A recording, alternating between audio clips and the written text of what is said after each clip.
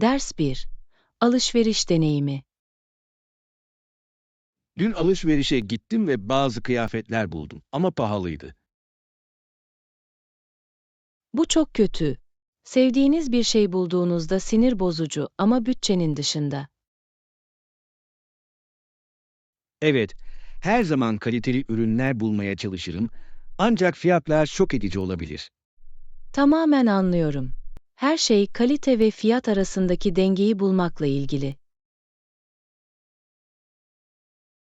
Kesinlikle. Satışları veya indirimleri beklemenin yardımcı olabileceğini düşünüyorum. Evet, ikinci el mağazalarda alışveriş yapmakta parayı bozmadan harika bulgulara yol açabilir. Bu iyi bir nokta. Bu seçeneği daha sık araştırmalıyım. Yakında birlikte tasarruf alışverişine gitmek için bir plan yapalım. Bunu çok isterdim. Eğlenceli bir macera gibi geliyor. Ders 2. Haftalık yemek planlaması. Ispanak almalıyız. Bu hafta akşam yemeğine biraz et almalı mıyız? Evet, kesinlikle. Protein ve sebzelerin dahil edilmesi dengeli bir yemek sağlayacaktır. Katılıyorum. Yemeklerimizi verimli bir şekilde alışveriş yapabilmemiz için planlayalım. Bu harika bir fikir gibi geliyor. Bir plana sahip olmak zamandan ve paradan tasarruf sağlar. Ayrıca hafta boyunca sağlıklı beslenmemizi sağlar. Evet, ve işleri ilginç tutmak için yeni tarifler deneyebiliriz. Mutfakta birlikte deney yapmaktan heyecan duyuyorum. Ben de. Bu haftayı lezzetli ve besleyici hale getirelim. Birlikte harika yemekler yaratacağız. Ders 3. Aralık şenlikleri. Aralık Noel ayıdır. Çoğu insan çok Noel alışverişi yapar. Evet, yılın çok yoğun bir zamanı. Ama aynı zamanda neşe ve heyecanla dolu. Kesinlikle. Süslemeler ve şenlikli atmosfer her zaman canlandırıcıdır. Tatil ruhunun toplulukları bir araya getirmesini seviyorum. Evet, insanların nezaket ve neşe yayması için harika bir fırsat. Yapabildiğimiz sürece şenliklerin tadını çıkaracağımızdan emin olalım. Katılıyorum. Her şey sevdiklerinizle bu özel anları beslemekle ilgili. Birlikte, kendi tatil geleneklerimizi yaratabiliriz. Evet, sezonu seninle kutlamayı dört gözle bekliyorum. Ders 4. Seyahat hayalleri. Seyahat listemde kesinlikle Japonya'ya gitmelisiniz. Harika bir yer. Kulağa inanılmaz geliyor. Her zaman onun eşsiz kültürünü deneyimlemek istemişimdir. Evet, gelenek ve modernliğin karışımı gerçekten büyüleyici. Özellikle otantik Japon mutfağını denemek için heyecanlıyım. Kesinlikle. Oradaki yemek deneyimin büyük bir parçası. Ayrıca, tapınakları ve bahçeleri keşfetmek nefes kesici olurdu. Hayalinizdeki Japonya gezimizi birlikte planlamaya başlayalım. Bunu çok isterdim. Unutulmaz bir macera olacak. Seyahat hayallerimizi gerçeğe dönüştürmek için sabırsızlanıyorum. Ders 5. Bir menü planlama. Bence bu kadar. Oh bekle, biraz bulaşık deterjanına da ihtiyacımız var. İyi yakalama. Mutfak için gerekli olan küçük şeyleri unutmak kolaydır. Kesinlikle. İhtiyacımız olan her şeye sahip olmak yemek pişirmeyi ve temizliği çok daha kolay hale getirir. Evet ve tam donanımlı bir mutfağa sahip olmak her zaman güzeldir. Mağazadan ayrılmadan önce listemizdeki her şeyi kontrol ettiğimizden emin olalım. Harika fikir. Bu şekilde daha sonra başka bir yolculuk yapmak zorunda kalmayacağız. Kapsamlı olduğumuza sevindim. Uzun vadede zaman kazandırır. Kesinlikle. Ayrıca her şeyin organize ve hazır olması tatmin edici hissettiriyor. Eve gidip tüm taze malzemelerimizle yemek pişirmeye başlamak için sabırsızlanıyorum. Ders 6. Tren istasyonu yol tarifi. En yakın tren istasyonunu arıyorum. Nerede olduğunu biliyor musun? Ah, şanslısın. Hemen köşede. Buradan çok uzakta değil. Bunu duymak harika. Yardımın için minnettarım. Yakında bir trene yetişmeye çalışıyorum. Sorun değil. Sadece bu caddeden aşağı inin ve solunuzdaki girişi göreceksiniz. Mükemmel. İşaretlere dikkat ettiğinden emin olacağım. Evet, genellikle oldukça nettirler. Bu yüzden herhangi bir sorun yaşamamalısınız. Sorduğuma sevindim. Etrafta dolaşmak zor olurdu. Her zaman. Yolculuğunuzu kolaylaştırmanıza yardımcı olmaktan mutluluk duyuyorum. Teşekkür ederim. Bunu gelecekteki geziler için hatırlayacağımdan emin olacağım. Ders 7. Tarihsel içgörüler. 1950'de demiryolunun Stratford'daki bazı atölyelerini kapatacağı ortaya çıktı. Bu önemli bir tarihsel an. Şehir çözüm arıyor olmalı. Evet, yerel ekonomi üzerindeki etkisi önemli olurdu. Kesinlikle. İş kaybetmek toplum genelinde dalgalanma etkisi yaratabilir.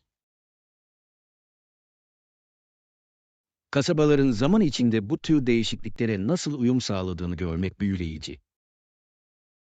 Evet, tarihi anlamak, toplulukların nasıl geliştiğini anlamamıza yardımcı olur. O dönemde alınan kararlar hakkında daha fazla bilgi edelim. Harika fikir. Bize karşılaşılan zorluklar hakkında daha derin bilgiler verecektir. Stratford'un tarihi hakkında daha fazla bilgi edinmek için sabırsızlanıyorum. Ders 8. Online alışveriş. Genelde evimin yakınındaki süpermarkete giderim ama çevrimiçi fiyatları da kontrol ediyorum. Bu akıllı bir strateji. Fiyatları karşılaştırmak, paradan tasarruf etmenize yardımcı olur. Kesinlikle. Bazen çevrimiçi fırsatlar mağaza içi fiyatlardan çok daha iyi olabilir. Evet ve her şeyi dijital olarak düzenlemek uygun. Çevrim içi bir alışveriş listesi oluşturmanın ne kadar kolay olduğunu da seviyorum. Kesinlikle. Bakkal alışverişini çok daha organize hale getiriyor. Bir sonraki alışveriş gezimizden önce her iki seçeneği de kontrol ettiğimizden emin olalım. Harika bir plan. Mümkün olan en iyi fırsatları almamıza yardımcı olacak. Birlikte daha akıllı alışveriş yapmaktan heyecan duyuyorum. Ders 9. Aile yemeği. Kardeşim akşam yemeğine çıkacağımızı tahmin etti ama babam hayır dedi. Oh gerçekten. Diğer kardeşin ne sordu o zaman? Babamın akşam yemeği için özel bir plan yapıp yapmadığını sordu. Bu ilginç. Aile yemeklerinin neler gerektirdiğini görmek her zaman eğlencelidir. Evet, ev yapımı yemekler dışarıda yemek kadar keyifli olabilir. Katılıyorum. Evde bir aile yemeğinde rahatlatıcı bir şey var. Umarım akşam yemeği herkesin keyif alacağı lezzetli bir şeydir. Kesinlikle. Aile yemekleri, bağ kurmanın ve yetişmenin harika bir yoludur. Sonunda ne pişirdiklerini duymak için sabırsızlanıyorum. Ders 10. Mars keşfi. Güneşten dördüncü gezegen, kırmızı rengiyle bilinen Mars'tır. Evet, Mars'ın insan hayal gücünü bu kadar uzun süre ele geçirmesi büyüleyici. Kesinlikle. Mars'ı keşfetme ve muhtemelen kolonileştirme fikri heyecan verici. Katılıyorum. Uzay araştırmalarındaki gelişmeler gerçekten dikkat çekici. Diğer gezegenlerde yaşam potansiyeli hakkında düşünmek ilginç. Evet, yaptığımız keşifler evren anlayışımızı değiştirebilir. Mars görevleriyle ilgili en son haberleri takip etmeye devam edelim. Harika fikir. Gelecekte neler ortaya çıkarabileceğimiz konusunda heyecanlıyım. Birlikte uzayın harikalarını keşfedebiliriz. Ders 11. İşi yaşama dengesi. Bu yeni girişimin işi-ayam dengesinde daha fazla esneklik sağlamayı amaçladığını düşünüyorum. Kulağa harika geliyor. Esneklik, iş yerinde üretkenliği ve mutluluğu gerçekten artırabilir. Kesinlikle. Ekip üyelerinin zamanlarını daha etkili bir şekilde yönetmelerini sağlar. Evet, insanlar desteklendiklerini hissettiklerinde genellikle daha motive olurlar ve meşgul olurlar. Bu değişikliğin takım dinamiklerimizi daha iyi yönde etkileyebileceğine inanıyorum. Kesinlikle. Herkesin kişisel ihtiyaçlarının kabul edildiğini hissetmesi önemlidir. Birlikte bu yeni yaklaşımın geliştirilmesine yardımcı olabilir ve nasıl geliştiğini görebiliriz. Bunun getirebileceği potansiyel olumlu değişiklikler konusunda heyecanlıyım. Bu fırsatlardan en iyi şekilde yararlanmanın yollarını tartışmaya devam edelim. Ders 12. Müzik dersleri. Evet, birkaç yıl ders aldım. Çok zor bir işti ama buna değdi. Bu etkileyici. Bir enstrüman öğrenmek oldukça zor ama ödüllendirici olabilir. Kesinlikle. Gerekli özveri, müziği daha fazla takdir etmenize gerçekten yardımcı olur. Bağlılığınıza hayranım. Hangi enstrümanı çalmayı öğrendin? Gitar çaldım ve farklı müzik tarzları için ne kadar çok yönlü olduğunu sevdim. Kulağa harika geliyor. Bir ara çalmanı dinlemek isterim.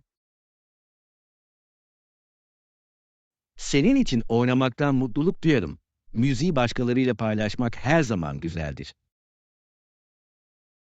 Evet, müziğin insanları bir araya getirmenin özel bir yolu vardır. Yakında bir Vam seansı planlayalım. Sana birkaç akor öğretebilirim. Ders 13. Gelecek planları. Hey, son zamanlarda geleceğimizi düşünüyordum. Herhangi bir plan yaptın mı? Evet, birkaç seçenek düşünüyordum. Ama henüz hiçbir şey taşa konulmadı. Bu anlaşılabilir bir durum. Keşfettikçe seçeneklerimizi açık tutmak iyidir. Kesinlikle. Esnek kalmanın ve yeni fırsatlara açık kalmanın önemli olduğunu düşünüyorum. Katılıyorum. Gelecek için bir vizyona sahip olmak karar vermede bize rehberlik edebilir. Evet ve hedeflerimizi netleştirmek için düşüncelerimizi tartışmaya yardımcı olur. Birbirimizi destekleyebilmemiz için planlarımız hakkında birbirimizi güncel tutalım. Bunu çok isterdim. Fikirlerini paylaşacak birine sahip olmak her zaman yararlıdır. Birlikte yollarımızla gezinebilir ve hayallerimizi gerçekleştirebiliriz. Ders 14. Kökenler ve arka plan. Peki Mark, aslen nerelisin? Aslen kırsal kesimde küçük bir kasabadan geliyorum. Şehirden uzakta. Kulağa büyüleyici geliyor. Orada büyümenin kendine özgü deneyimleri olduğunu hayal ediyorum. Evet, bizi çevreleyen bir sürü doğa ile huzurlu ve güzeldi. Bunun hayata bakış açınızı nasıl şekillendireceğini görebiliyorum. Kesinlikle. Bana daha basit şeyleri takdir etmeyi öğretti. Geçmişlerimiz hakkında daha fazla bilgi paylaşalım. Birbirimizden öğrenmek büyüleyici. Katılıyorum. Farklı deneyimlerimiz değerli bilgiler sunabilir. Hikayeniz hakkında daha fazlasını duymak için sabırsızlanıyorum. Ders 15. Bakkal temelleri. Bunu duymak güzel. Elman var mı? Evet, yapıyoruz. Kırmızı ve yeşil elmalarımız var. Mükemmel. Her iki türü de seviyorum. Atıştırmalıklar veya fırıncılık için harikalar. Kesinlikle.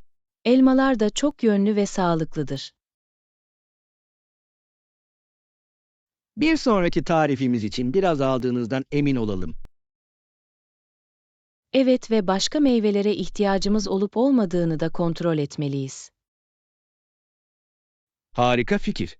Çeşitli meyveler yemeklerimizi ilginç tutabilir. Piyasadaki tüm seçenekleri keşfetmekten heyecan duyuyorum. Ben de arabamızı taze ürünlerle dolduralım.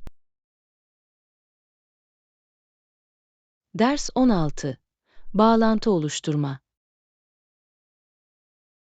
Konuyla bağlantı kurmak ve rahat bir atmosfer yaratmak önemlidir. Tamamen katılıyorum. Rahat bir ortam açık iletişimi teşvik eder. Evet, insanlar kendilerini rahat hissettiklerinde düşüncelerini paylaşma olasılıkları daha yüksektir. Kesinlikle. Her şey güven ve anlayış inşa etmekle ilgili. Tartışmalarımız sırasında bu bağlantıyı oluşturmaya yardımcı olan teknikleri uygulayalım. Bu harika bir fikir gibi geliyor. İletişim becerilerimi geliştirmeyi çok isterim. Birlikte dahil olan herkes için olumlu bir ortam yaratabiliriz. Evet, başkalarıyla etkileşim kurma yeteneğimizi geliştirmek için sabırsızlanıyorum. İkimiz için de ödüllendirici bir deneyim olacak. Ders 17. Şükran Günü yemekleri. Bununla birlikte pek çok iyi şey yenildiğinde şükran günü yemeği gider.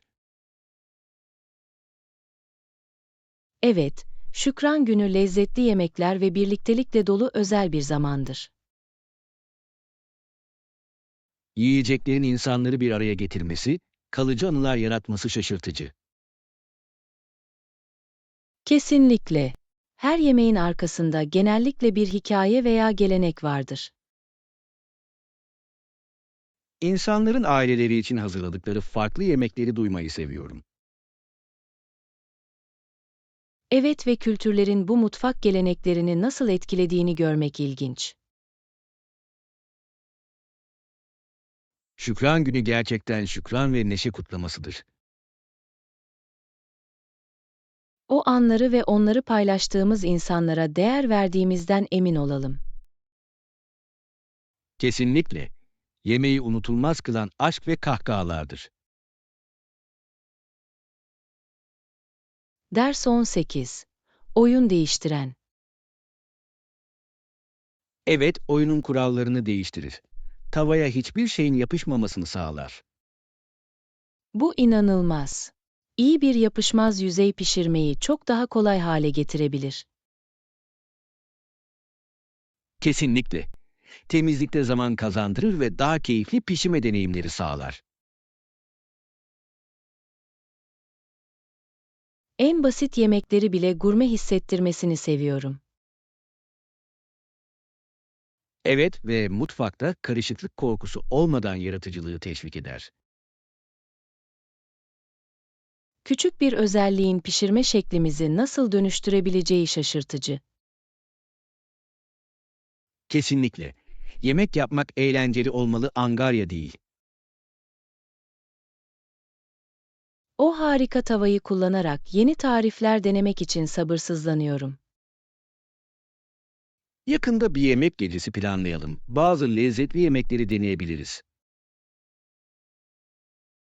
Ders 19. Seyahat süresi. Bulunduğumuz yerden bir durma ile yaklaşık 16 saat sürer. Vay canına, bu oldukça büyük bir yolculuk. Ama hedef buna değecek. Evet, her maceranın zorlukları vardır. Ancak kazandığımız deneyimler paha biçilemez. Kesinlikle. Seyahat etmek gözlerimizi yeni kültürlere ve bakış açılarına açar. Artı yeni yerler keşfetmek ve yeni insanlarla tanışmak heyecan verici. Katılıyorum. Seyahat sırasında yarattığımız anılar unutulmaz. Gezimiz için bazı heyecan verici aktiviteler planladığınızdan emin olalım. Evet, zaten paylaşacağımız tüm deneyimleri dört gözle bekliyorum. Kahkaha ve keşifle dolu bir macera olacak. Ders 20. Ev yapımı pizza gecesi. Bir sonraki ev yapımı pizza gecesi kesinlikle içindeyim. Ben de. Birlikte yemek pişirmenin her zaman harika bir yoludur. Kesinlikle. Pizza yapmak soslar ve tatlarla yaratıcı olmamızı sağlar. Evet ve herkesin kendi benzersiz tercihlerine sahip olduğunu görmek eğlenceli. Mükemmel kombinasyonu bulmak için farklı peynir ve soslarla denemeyi seviyorum. Burada da aynı. Hepimizin tadını çıkarabileceği lezzetli bir sanat projesi gibi. Artı en iyi yanı nihai ürünü birlikte paylaşmaktır. Kesinlikle. Kendimiz yarattığımız bir yemeğin tadını çıkarmanın özel bir yanı var. Bir sonraki pizza gecemiz için bir tarih belirleyelim. Benim için her zaman önemli bir şey. Ders 21. Bitkiler için güneşli noktalar. Pekala, mutfağımda bitkiler için güneşli bir yer bulacağım. Gerçekten bol miktarda doğal ışıkla gelişiyorlar. Bu akıllıca bir hareket. Bitkiler güçlü ve sağlıklı büyümek için güneş ışığına ihtiyaç duyar ve güneşli bir yer tüm farkı yaratabilir. Kesinlikle. Ayrıca bitkilerim için rahat bir atmosfer yaratmak için başka hangi eşyalara ihtiyacım olabileceğini düşünüyorum. Evet, onları güzelce sergilemek için dekoratif saksılar veya hatta küçük bir bitki standı almayı düşünebilirsiniz.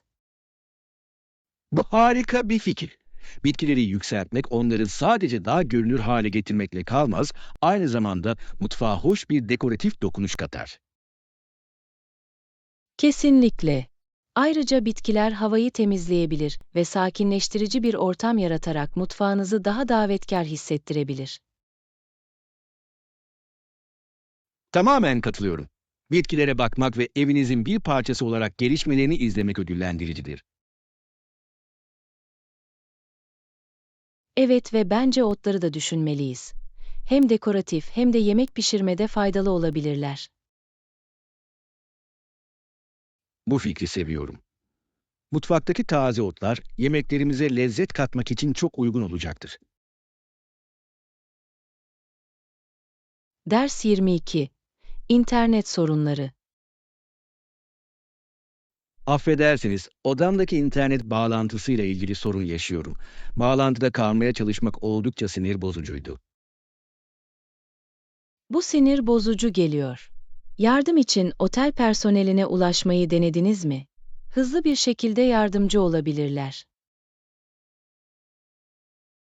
Evet, resepsiyonda bahsettim ve odamdaki sorunu kontrol etmesi için birini göndereceklerini söylediler. Bunu duymak güzel. Umarım sorunu yakında çözerler. Böylece çevrimiçi görevlerinize güçlük çekmeden geri dönebilirsiniz. Bunu takdir ediyorum. Bağlı kalmak benim için çok önemli, özellikle yönetmem gereken iş taahhütlerinde. Kesinlikle. Günümüzde güvenilir bir internet bağlantısına sahip olmak, hem iş hem de boş zaman aktiviteleri için çok önemlidir. Evet ve umarım hızlı bir şekilde düzeltebilirler. Göndermem gereken bazı önemli eş postalarım ve katılmam gereken video görüşmelerim var. Eminim derhal ele alacaklardır. Çok uzun sürerse takip ettiğinizden emin olun. Tavsiye için teşekkür ederim. Bunu aklımda tutacağım. Hizmet söz konusu olduğunda ihtiyaçlarınızı savunmak her zaman iyidir. Ders 23. Teklif geliştirme. Harika. Teklifimizi hazırlayacağım. Güçlü bir izlenim bırakmak için gerekli tüm detayları içermesini sağlayacağım. İncelemeyi dört gözle bekliyorum. Hedeflerimizi etkili bir şekilde özetleyen açık ve özlü bir plana sahip olmanın çok önemli olduğunu düşünüyorum. Kesinlikle. İyi yapılandırılmış bir teklif fikirlerimizi gerçekten sergileyebilir ve projeye olan bağlılığımızı gösterebilir. Evet ve ilgili verileri ve örnekleri dahil etmenin vakamızı güçlendireceğine ve rakiplerden sıyrılmamıza yardımcı olacağına inanıyorum. Bu harika bir nokta. Önerilerimizi yedeklemek ve ilgi çekici hale getirmek için gerekli tüm bilgileri topladığımdan emin olacağım. Mükemmel. Her şey projeye olan coşkumuzu aktarırken, profesyonel bir imaj sunmakla ilgilidir. Evet, ayrıca inceleme sürecinde ortaya çıkabilecek olası endişeleri veya soruları nasıl ele alabileceğimizi de düşünmeliyiz. Kesinlikle. Soruları tahmin etmek, ödevimizi yaptığımızı ve herhangi bir tartışmaya hazır olduğumuzu gösterir. Bu teklife başlamak için heyecanlıyım. Önümüzde harika bir fırsat olduğuna inanıyorum. Ders 24. Kahve planları. Bu harika. Neredeyse komşu olduğumuz ortaya çıktı. Bu hoş bir sürpriz. Gerçekten de. Bu kadar yakın yaşadığımızı bilmek güzel. Daha sık bağlanmayı ve takılmayı kolaylaştırır. Evet, bir ara kesinlikle kahve içmeliyiz. Yerel kafe sahnemizi yakalamak ve keşfetmek için harika bir yol olurdu. Bunu çok isterdim. Yakınlarda deneyebileceğimiz harika kafeler var. Her biri kendine özgü bir havaya sahip. Kesinlikle. Yerel noktaları keşfetmek çok eğlenceli bir macera olabilir, özellikle birlikte yeni lezzetler keşfederken. Ve arkadaşlarla kaliteli zamanın tadını çıkarırken yerel işletmeleri desteklemenin harika bir yolu. Kesinlikle. Topluluğumuzdaki bu bağlantıları geliştirmenin ve sunduklarının tadını çıkarmanın önemli olduğunu düşünüyorum. Evet, yakında o kahve randevusu için buluşmayı bir plan yapalım. Bunu dört gözle bekliyorum. Ben de güzel bir sohbet paylaşmak ve belki içeceklerimizle birlikte bazı hamur işleri denemek için sabırsızlanıyorum. Ders 25. Seyahat planlaması. Harika. Seyahatimiz için vize gereksinimlerini kontrol edelim ve gitmeden önce her şeyi hallettiğimizden emin olalım. Evet, bu çok önemli. Son dakika sorunlarından kaçınmak için hangi belgelere ihtiyacımız olduğunu anlamak önemlidir. Kesinlikle. Ayrıca orada uygun fiyatlı uçuşlar bulmak istiyorum. Deneyimimizden en iyi şekilde yararlanmak için seyahat için bütçeleme çok önemlidir. Bu akıllı bir yaklaşım. Önceden rezervasyon yaptırmanın bazen daha iyi fırsatlara ve seçeneklere yol açabileceğini duydum. Evet, mevcut en iyi seçenekleri bulduğumuzdan emin olmak için farklı hava yollarına bakmaya ve fiyatları karşılaştırmaya başlayacağım. Mükemmel. Bu konuda birlikte çalışırsak, süreci kolaylaştırabilir ve her şeyin yolunda olduğundan emin olabiliriz. Katılıyorum. Ayrıca gerekli tüm detayları önceden hallettiğimizi bilmek bize gönül rahatlığı verecektir. Kesinlikle. Seyahatimiz için sabırsızlanıyorum. Yeni deneyimlerle dolu harika bir macera olacak. Evet, ben de heyecanlıyım.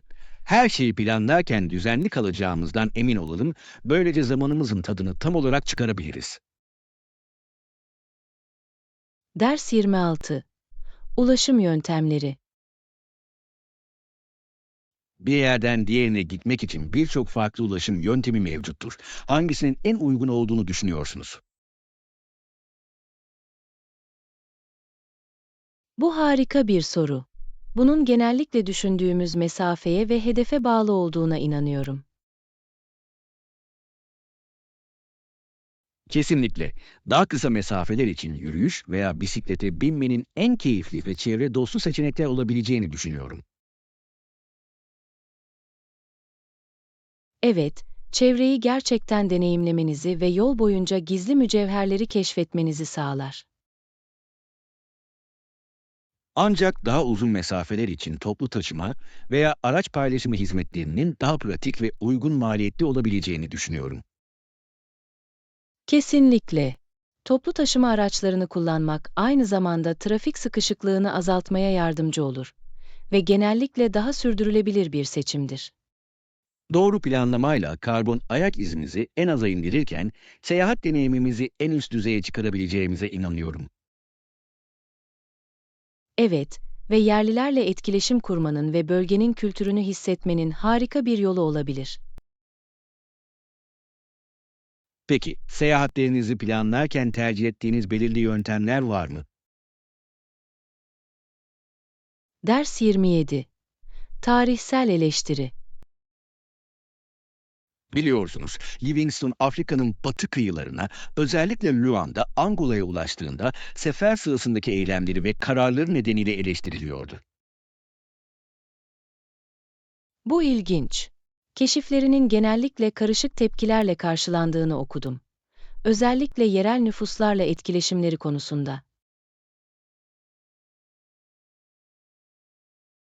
Kesinlikle.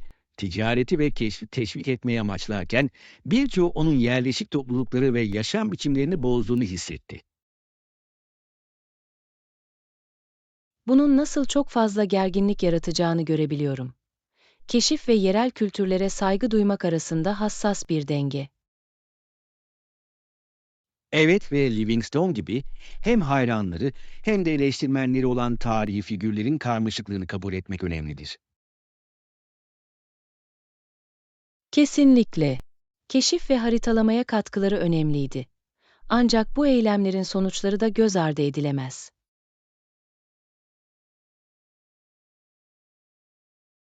Kişinin bakış açısına ve zamanın bağlamına bağlı olarak tarihin nasıl farklı algılanabileceğini incelemek büyüleyicidir. Kesinlikle. Kaşiflerin mirası genellikle keşif ve bozulmanın bir karışımıdır. Bu da keşifte etik hakkında zorlayıcı bir konuşma sağlar. Günümüz keşiflerinin ve etkileşimlerinin saygı ve anlayışla yürütülmesini sağlamak için bu tarihsel örneklerden ders almamızın çok önemli olduğunu düşünüyorum. Ders 28. Yapı yapıları. Onları ahşap direklerle yerinde tutmanın Güneybatı Amerika Birleşik Devletleri'nde özellikle belirli yapı türleri için yaygın bir uygulama olduğunu düşünüyordum. Bu doğru. Ahşap direklerin kullanılması, geleneksel evler ve barınaklar gibi çeşitli yapılar için stabilite ve destek sağlayabilir. Evet ve bu tekniğin nesiller boyunca nasıl kullanıldığını ve genellikle bölgenin çevresel koşullarına uyacak şekilde uyarlandığını görmek büyüleyici. Kesinlikle. Materyal seçimi sadece mevcut kaynakları değil, aynı zamanda orada yaşayan insanların kültürel uygulamalarını da yansıtır. Bu yöntemlerin araziyle içinde yaşayan topluluklar arasında nasıl güçlü bağlantılar kurabileceği ilginç. Evet ve aynı zamanda sürdürülebilirliğin önemini de vurgular. Yerel malzemelerin kullanılması inşaatın çevresel etkisini azaltabilir. Katılıyorum. Geleneksel yapı tekniklerini vurgulamak aynı zamanda kültürel mirası koruyabilir ve yerel işçilikle gururu teşvik edebilir. Kesinlikle. Modern ihtiyaçlara ve zorluklara uyum sağlarken geçmişi onurlandırmanın harika bir yolu. Bu bina, uygulamaları ve Güneybatı Amerika Birleşik Devletleri'ndeki toplulukların kimliğini nasıl şekillendirdikleri hakkında daha fazla bilgi edinmek isterim. Ders 29. Tatil heyecanı. Böyle bir heyecanla aşağıya koşuyorlar. Ağacımızın altında bir sürü hediye olduğunu fark ettiklerinde yüzlerinin aydınlandığını görmek harika. Evet, hediyeleri açmanın sevinci ve içinde ne olduğuna dair beklenti tatil sezonunda gerçekten büyülü. Kesinlikle. Yılın en önemli noktalarından biri herkesin kutlamak ve neşeyi paylaşmak için bir araya geldiğini görmek. Verme ve alma ruhunun aileleri ve arkadaşları yakınlaştırmasını, kalıcı anılar yarattığını seviyorum.